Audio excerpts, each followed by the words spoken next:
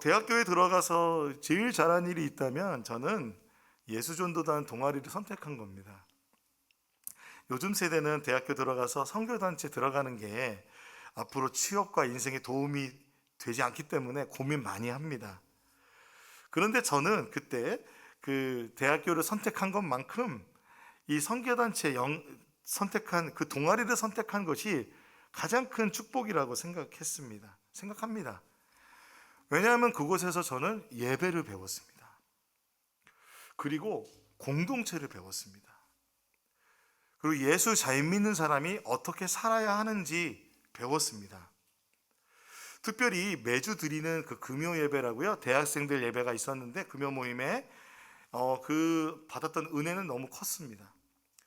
그리고 캠퍼스에서 모일 때마다도 기타 하나 들고 찬양하는데 얼마나 큰 은혜가 되는지 모르겠습니다. 정말 너무 좋았습니다. 그리고 생각해 보면 그 공동체에서는요, 따뜻하게 저를 많이 맞이해 주었습니다. 그래서 그곳에서 이렇게 밥도 많이 얻어먹고 사랑도 받고 그러면서 제가 하나님의 임재는 얼마나 따뜻한가, 그리고 하나님께서 얼마나 이 예배자들을 기뻐하실까라는 생각을 하게 되었습니다.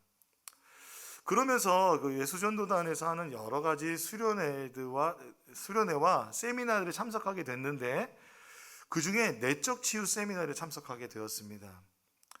요즘에 내적 치유 세미나는 조금 그때 분위기랑 건 조금 다른 것 같습니다. 그런데 그때 대학생들 대상으로 내적 치유 세미나를 3박 4일 동안 했는데 그 수련회에서 하나님께서 저에게 이렇게 말씀하셨습니다.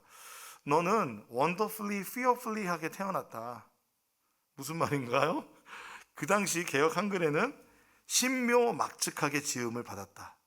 그러니까 묘하게, 아름답게, 말할 수 없을 정도, 말로 형언할 수 없을 정도로 멋지게 지음받았다라는 말씀을 처음으로 알게 되었습니다. 그 말씀을 보니까요, 하나님이 저를 만드셨더라고요. 어디서? 어머니의 모태에서 나를 만드셨어요. 그리고 나를 보셨고 나를 계획하셨다는 거예요. 깜짝 놀랐습니다. 왜냐하면 저는 중학교 3학년 때 예수를 믿었기 때문에 그렇습니다. 그 하나님이 제 머리카락의 숫자와 안고 이룰 섬까지도 다 알고 계시다는 말씀을 깨닫고 나서 한없이 눈물이 흘렀습니다. 그 3박 4일 동안에 그 하나님의 사랑 가운데 막 젖어들고 있는데요. 그날 어느 날 저녁에 막 기도하고 있는데, 찬양하면서 기도하는데 하나님께서 한 환상을 보여주시는 거예요. 제가 어머니 모태에서 조성되는 모습을 보여주시는 거예요. 그것이 아주 선명하게 보이진 않았지만 제가 알 수 있었어요. 어머니의 모태에서 제가 남자아이로 빚어지고 있는 모습을 보게 되었습니다. 용규야, 너는 나의 귀한 아들이야. 내가 너를 멋지고 귀한 아들로 만들었단다. 내가 너의 아버지다 라고 내적인 음성을 들려주셨습니다. 이런 은혜를 경험하면서 제 자존감은 굉장히 높아지고 제 정체성이 이렇게 뭔가 하나님의 사랑으로 채워지기 시작했습니다. 내가 정말 귀한 존재구나. 그 수련회 때, 그리고 그 예수전도단에서 항상 불렀던 찬양 중에 하나가 예수 사랑하심은 이란 찬양입니다. 예수 사랑하심은, 이 찬양 아시죠? 이 찬송가를 부르는데 그 간사님이 이렇게 부르자고 하는 거예요. 자, 우리가 아버지의 사랑을 이렇게 누렸으니까 예수님도 아빠라고 불렀습니다. 그러니까 이 찬양을 아빠 사랑하심으로 바꿔서 불러보자 그러더라고요.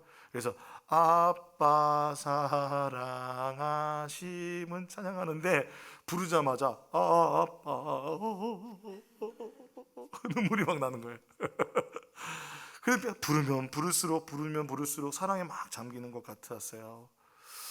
근데 간사님이 이제 옆에 있는 분에게도 그 사랑을 고백해 주시지 않겠습니까? 널 사랑하심 찬양하는데 앞뒤 좌우에 있는 형제 자매들 이렇게 바라보면서 찬양하는데 잘 모르는 사람들이 있잖아요. 잘 모르는 사람들인데 그 사람들에게서 하나님의 형상이 느껴지면서 눈물이 막 나는 거예요. 귀하다, 귀하다 생각이 들면서. 그리고는 이제 마지막에는 앞에 있는 사람을 하나님 아빠로 생각하고 한번 안고 찬양해 보자는 거예요. 그러면서 날 사랑하심 찬양하기 시작하는데 막 사방에서 대성통곡을 하면서 우는 사람들이 많이 있는 거예요. 그 안에 그 응어리졌던 게 막 풀어지면서 자유케 되는 것을 보게 되었습니다. 그러면서 사람들이 얼굴에서 빛이 나고 사람이 정말 아름답구나, 하나님 얼마나 우리를 아름답게 만드셨구나를 체험하는 시간들이었습니다. 저도 그렇게 아빠 사랑하심을 찬양하는데 하나님 아버지가 저를 꼭 안아주고 계심을 제가 많이 느꼈습니다. 얼마나 많이 눈물을 흘렸는지 그 티슈가 모자랄 정도로 눈물을 많이 흘렸습니다. 예수님은 우리에게 하나님의 이름 중에서 아버지라는 이름을 우리에게 알려주셨습니다. 성자 예수님께서 성부 하나님을 하늘의 아버지라고 부르실 뿐만 아니라 우리도 하나님을 아버지라고 부를 수 있게 해 주셨습니다. 예수께서는 예배를 가르치실 때도 예배가 성령과 예수님 안에서 영과 진리로 드리는 예배, 그 예배를 드릴 때도 누구에게 예배하냐면 바로 아버지를 예배한다고 예배의 대상을 분명하게 아버지라고 하셨습니다. 오늘 본문 말씀 요한복음 4장 23절을 우리 같이 한번 읽어볼까요? 시작. 참되게 예배를 드리는 사람들이 영과 진리로 아버지께 예배를 드릴 때가 온다. 지금이 바로 그때이다. 아버지께서는 이렇게 예배를 드리는 사람들을 찾으신다. 하나님 아버지가 이렇게 예배드리는 자들을 찾으시는데, 그러니까 예배자라는 말이에요. 예자는 이 말이 예배를 드리는 사람은 예배자잖아요. 예배자는 아버지께서 찾으신대요. 예배자를 찾으신대요. 아버지가 찾으신대요. 그러면 이 예배자는 예배를 드릴 때 어떤 신분으로 나가냐면 자녀로 나가는 거예요. 아들로 나가고 딸로 나가는 거예요. 예수님이 이 아버지라는 이름을 얘기를 하니까 화가 난 사람들이 있어요. 누구냐면 유대인들이에요.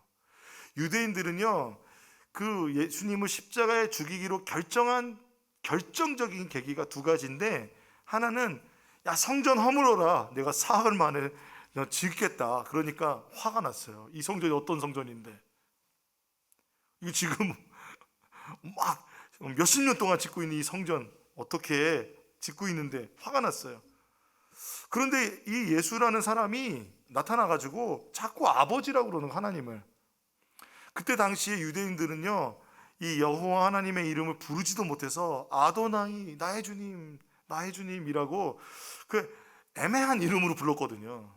그런데 예수님 명확하게 아버지라고 하니까, 그럼 네가 아버지면, 하나님이 아버지라고 부르면 너가 하나님이냐, 이런 뜻이 되는 거잖아요. 존재적으로 그렇잖아요. 하나님을 아버지로 부르면 우리 자기 자신이 하나님의 신성이 있다는 걸로 받아들여지기 때문에 신성 모독이라고 한 거예요. 이게 너무 불편한 거예요, 유대 사람들은. 그래서 이 사람 죽여야겠다 생각했어요, 유대 지도자들이. 그래서 예수님이 십자가에 못 박히게 된 계기가 바로 이 성전과 아버지라고 부르는 것이었습니다. 그런데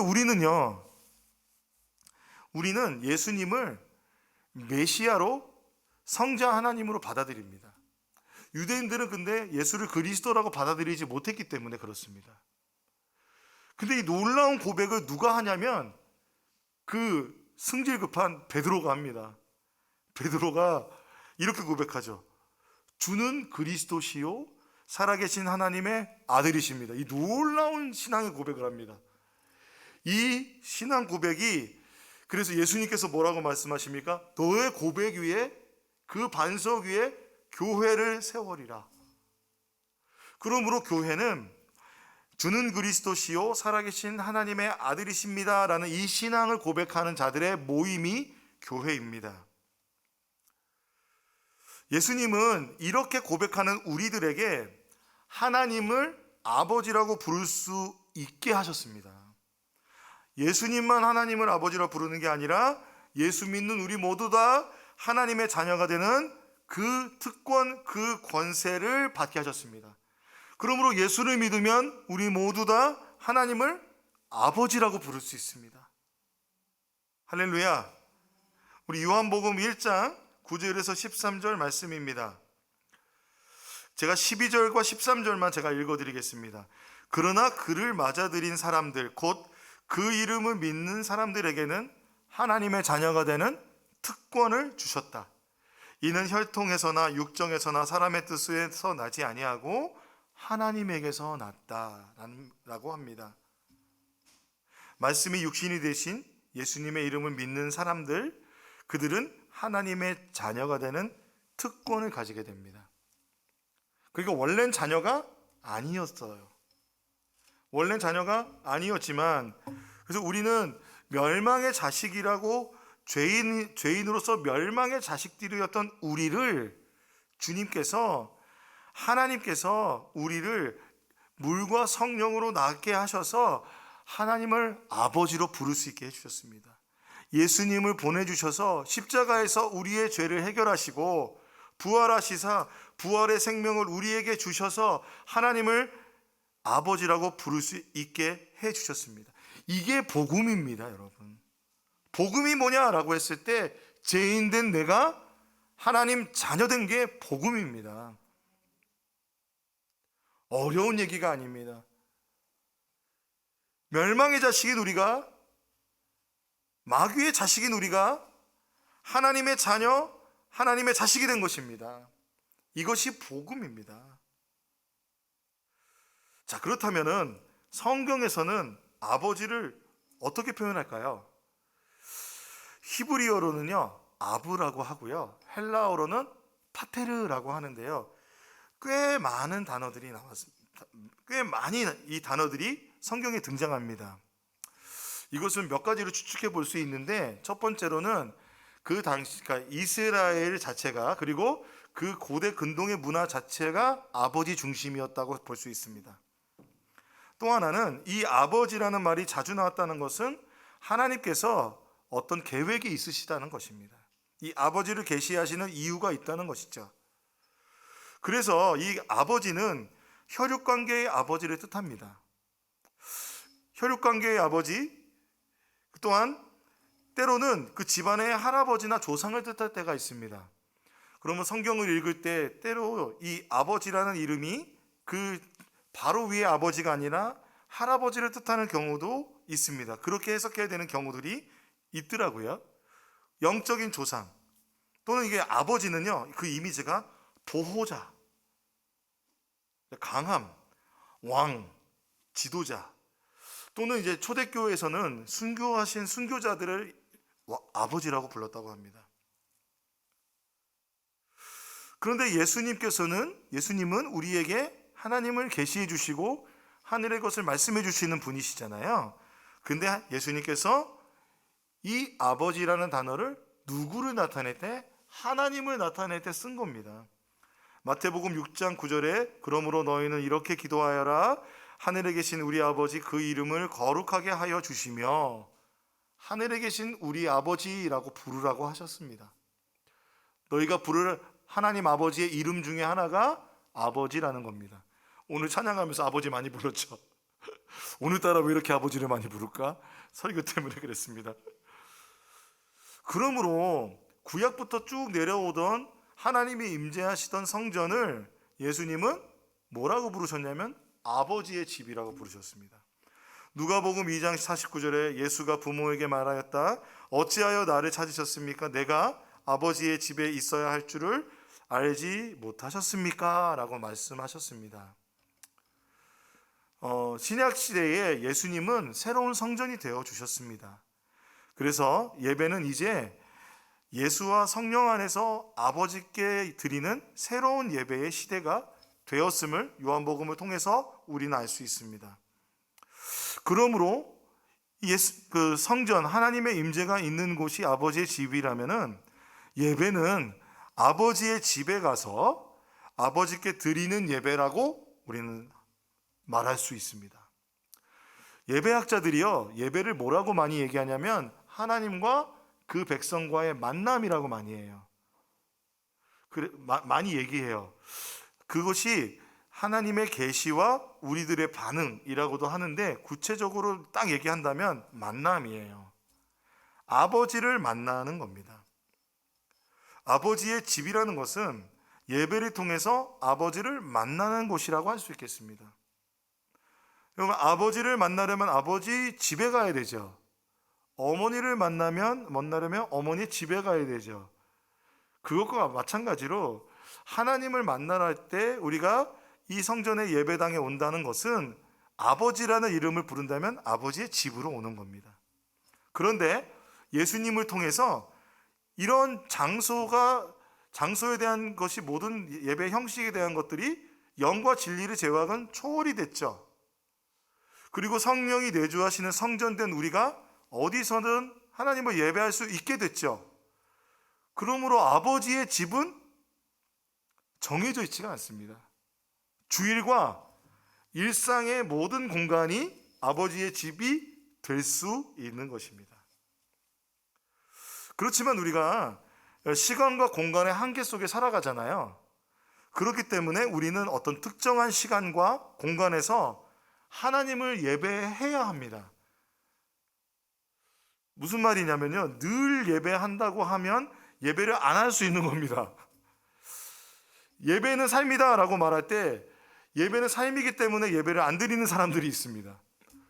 이게 되게 오묘한 말인데요, 이게 귀 있는 자는 들으시고요.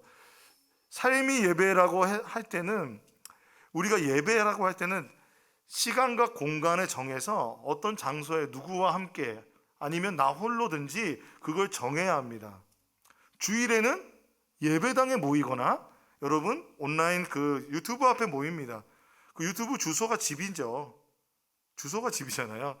거기에서 모이는 곳, 그곳이 어디예요? 아버지의 집입니다. 뿐만 아니라 일상에서, 일상이 하나님을 예배하는 곳이라면, 차 안이든 설거지하는 부엌이든 출퇴근하는 지하철이든, 여기 우리는 안성은 아직 지하철 없지만 버스든, 내가 하나님의 이름을 부르면 거기가 아버지의 집이 되는 겁니다. 할렐루야. 근데 여러분, 이 아버지의 집이라고 했을 때 어떤 마음이 드십니까? 이 성전이라고 했을 때, 예배당이라고 할 때 막 오고 싶으십니까? 아니면 조금 망설여지십니까? 이게 한국 교회 초기에, 선교 초기에 예배당에 예배를 드리러 오시는 분 중에 이런 분들이 있었대요. 그러니까 향교나 이런 데 보면 선현들의 위패가 있잖아요. 그 위패를 보고 절을 하잖아요. 그리고 불교도 절에 가면은 뭐가 있어요? 우상이 있죠. 불상이 있죠. 우상이라고 말하면 좀 기분 나빠하실 테니까 불상이 있잖아요. 불상에 들어가면 어떻게 해요? 큰 절 하잖아요. 그래가지고 선교 초기에 교회가 마룻바닥으로 많이 되어 있었는데, 문이 열려가지고 들어오게 됐을 때 이 강대상을 향해서 큰 절을 하시는 분들이 많이 계셨대요. 예전에는 어른들 인사가면 바로 큰 절 하잖아요. 요즘은 많이 간소화됐지만 옛날에는 그렇게 했단 말이에요. 그렇기 때문에 이 어떤 그 성전이라고 했을 때 우리는 권위, 경건함, 어떤 단단한 이런 이미지를 생각합니다. 종교적 경외감을 가지고 아버지 앞에 가는 것을 먼저 생각할 수 있겠습니다. 또한 육신의 아버지를 생각하면, 육신의 아버지와 관계가 좋은 사람들은 아버지의 집에 가는 게 좋을 것이고, 육신의 아버지와 관계가 조금 서먹서먹하면 집에 가기가 불편하게 될 거죠. 자, 여러분 혹시 그렇다면 성전 중에서 여러분이 가고 싶은 아버지의 집은 어딜까 한번 생각해 보세요. 첫 번째는요, 미국의 디너 처치라는 곳이에요. 디너 처치 무브먼트인데요. 정말 이게 교회의 공동체와 예배는 먹는 것에서 있다는 그런 신학 안에서 그리스도와 함께, 우리가 함께 공동체에서 먹는다. 제가 식구 설교했었잖아요. 그것처럼 이런 디너를, 저녁 식사를 토요일이나 주일 저녁에 마련하는 거예요. 그래서 지역 사람들이, 필요한 사람들이 와서 마음껏 먹고 함께, 그리고 전도도 안 해요. 그리고 그곳에서 자연스럽게 설교자가 메시지를 전합니다. 이러한 형태의 교회들은 우리나라에서는 참 찾아보기 힘든 교회죠. 그리고 그 다음 사진을 보면요, 여기는 어딜까요? 로만 가톨릭 교회입니다. 교황이 아버지죠. 이제 여기서 드리는 예배는 권위와 위엄이 넘쳐있는 예배입니다. 여러분은 어디를 가고 싶으십니까? 저는 조금 디너 처치가 더 땡기는 것 같아요. 설교단에서 제가 죄송합니다. 지금 제 위가 반응을 했습니다. 디너 처치에 함께 먹고 함께 나누는 것이 제 마음에 더 이렇게 다가가는 것 같습니다. 여러분, 하나님 아버지의 집은 어떤 집일까요? 어떤 집일까요? 그런데 예수님이 친절하게도 그 아버지의 집을 누가복음에 나타내 주셨습니다. 말씀해 주셨습니다. 이 누가복음에는요, 우리가 잘 아는 그 둘째 아들 얘기가 나옵니다. 우리는 탕자라고 많이 들었죠. 이 일찌감치 이 아버지에게 재산을 상속받은 그 아들은요, 먼 나라로 도망갑니다.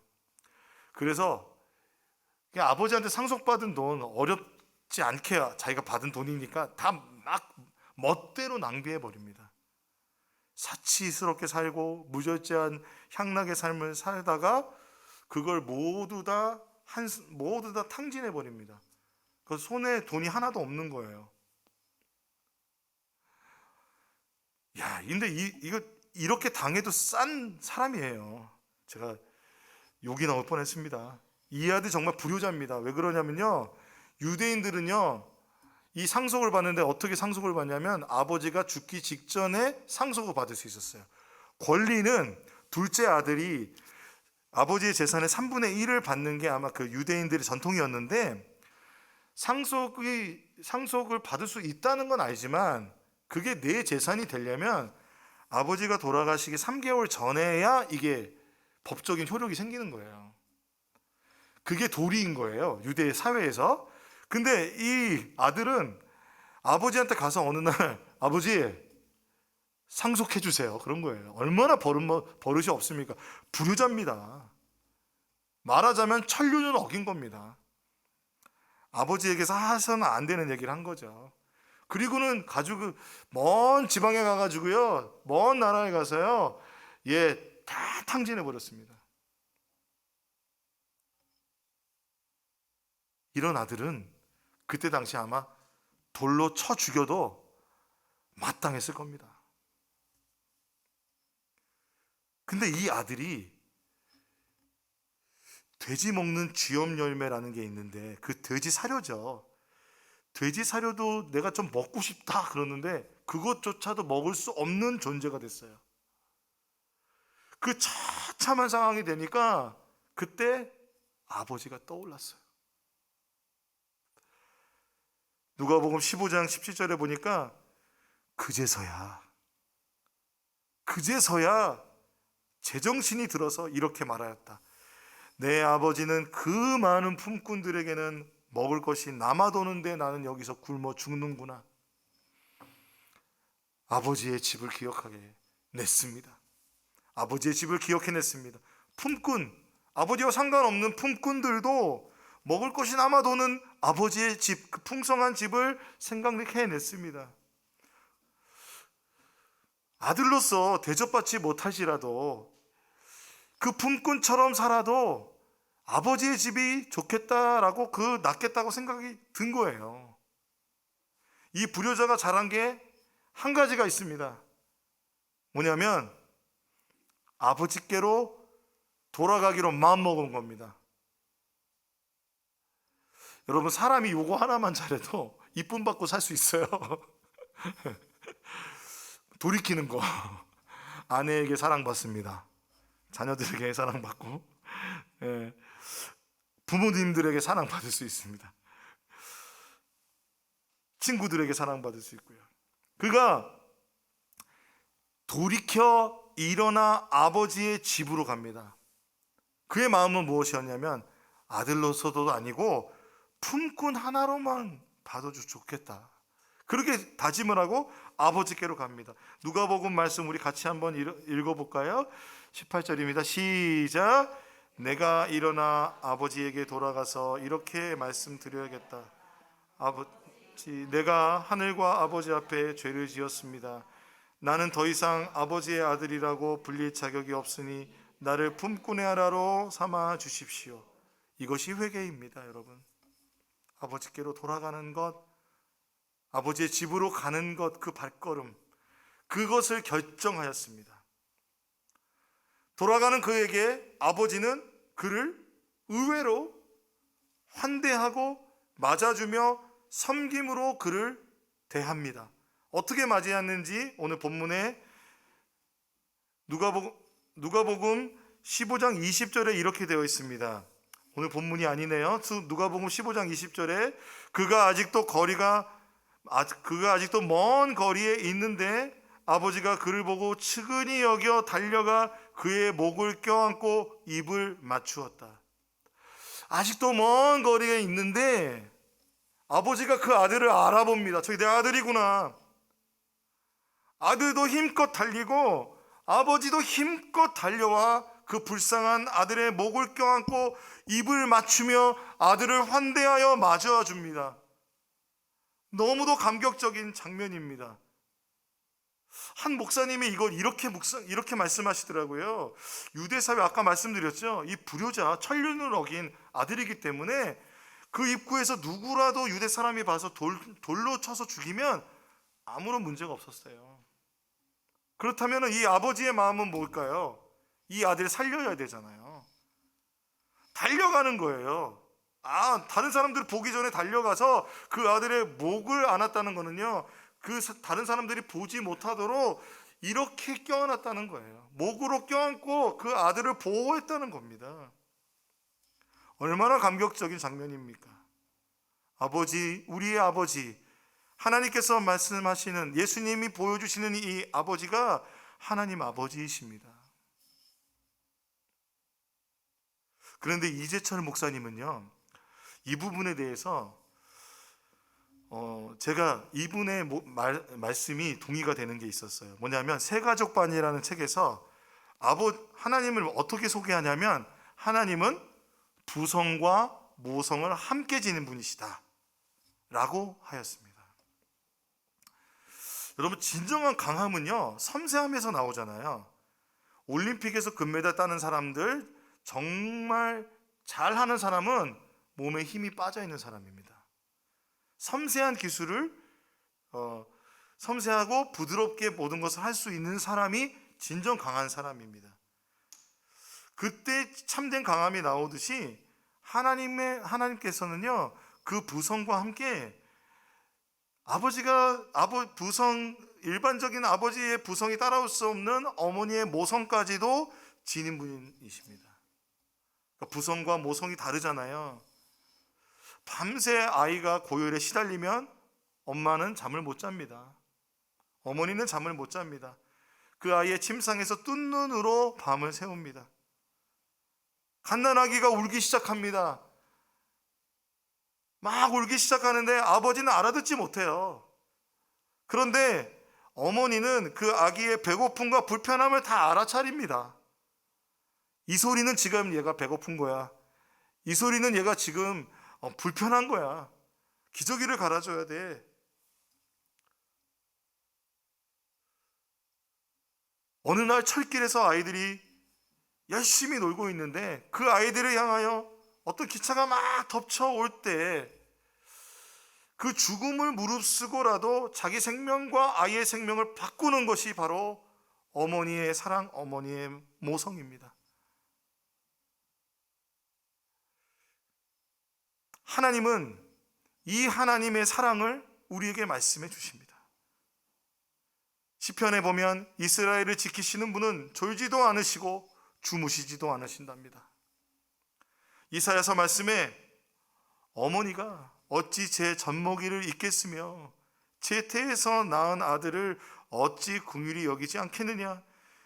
비록 어머니가 자식을 잊는다 하여도 나는 절대로 너를 잊지 않겠다. 저는 이 말씀 너무 은혜 받았었어요, 청년 때. 비록 어머니가 자식을 잊는다 해도 나는 절대로 너를 잊지 않겠다. 우리 사회면에서 얼마나 그런 기사들을 많이 봅니까? 그러나 하나님은 절대로 잊지 않겠다 말씀하십니다. 그리고 주님 이사야서에 이렇게 말씀하십니다. 어머니가 그 자식을 위로하듯이 내가 너희를 위로할 것이니 너희가 예루살렘에서 위로를 받을 것이다 라고 말씀하셨습니다. 이 누가복음의 이 장면을 그대로 그림을 그린 사람을 제가 소개시켜 드린 적이 있습니다. 렘브란트의 돌아온 탕자라는 그림입니다. 이 그림을 보면 이 아버지 품에 안겨있는 아들의 모습, 여러분 어떠십니까? 참으로 처참해 보입니다. 달려오다가 신발은 벗겨졌고요. 얼마나 고생하며 그 막 살았는지 이제 아버지께서 주셨던 그 모든 좋은 옷들은 사라지고 종의 옷을 입고 있습니다. 이 아들의 머리를 보세요. 죄수와 같이 머리가 팍팍 밀려 있습니다. 이 아들을 향해서 아버지는 한없이 불쌍히 여기고 계십니다. 이 아버지의 눈을 나중에 한번 여러분들이 사진을 보실 수 있다면 이 아버지의 눈은 눈물로 젖어서 퉁퉁 붓다 못해서 눈물에 쪄들어 있습니다. 이 아버지가 입고 있는 그 붉은색 망토가 여러분 보이십니까? 예수 그리스도의 십자가의 보혈의 색깔, 그리고 저 붉은 망토는 권위를 상징합니다. 사랑의 권위, 왕 되신 우리 하나님, 그 아버지께서 우리를 안아주시고 계신 겁니다. 이 렘브란트의 그림에 아주 인상적인 것이 있습니다. 그것은 바로 아버지의 두 손입니다.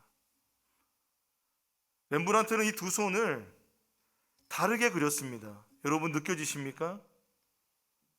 이 그림을 볼 때 이 아버지의 오른손은 곱디 고운 손으로 그렸습니다.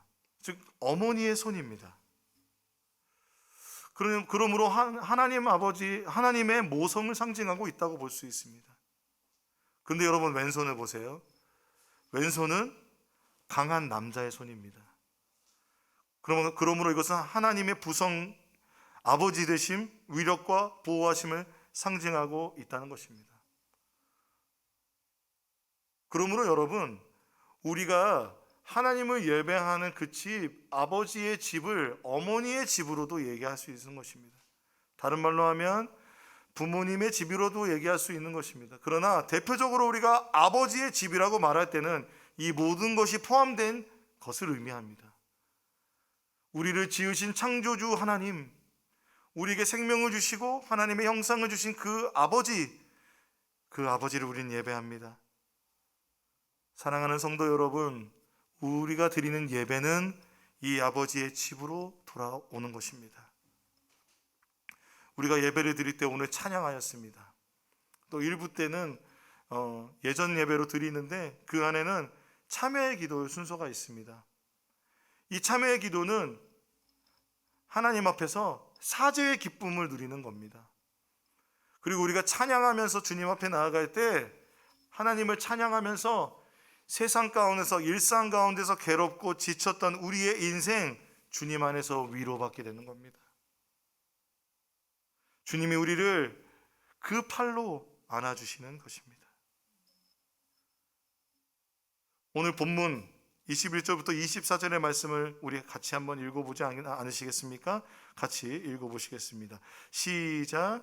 아들이 아버지에게 말하였다. 아버지, 내가 하늘과 아버지 앞에 죄를 지었습니다. 이제부터 나는 아버지의 아들이라고 불릴 자격이 없습니다. 그러나 아버지는 종들에게 말하였다. 어서 가장 좋은 옷을 꺼내서 그에게 입히고 손에 반지를 끼우고 발에 신을 신겨라. 그리고 살찐 송아지를 끌어내다가 잡아라. 우리가 먹고 즐기자. 나의 이 아들은 죽었다가 살아났고 내가 잃었다가 되찾았다. 그래서 그들은 잔치를 벌였다. 사랑하는 여러분, 우리는 예배를 드릴 때 완전한 모습으로 나올 수 없을 때가 많습니다. 세상에서 지치고 죄짓고 넘어지고 상처받고 그래서 더 이상 설 수 없을 때, 그때 여러분 가만히 계시지 마시고 아버지 앞에 나오십시오. 아버지 앞에 나오신다면 아버지께서 여러분에게 이 예배 가운데 이렇게 하시는 겁니다. 가장 좋은 옷을 꺼내서 입히자.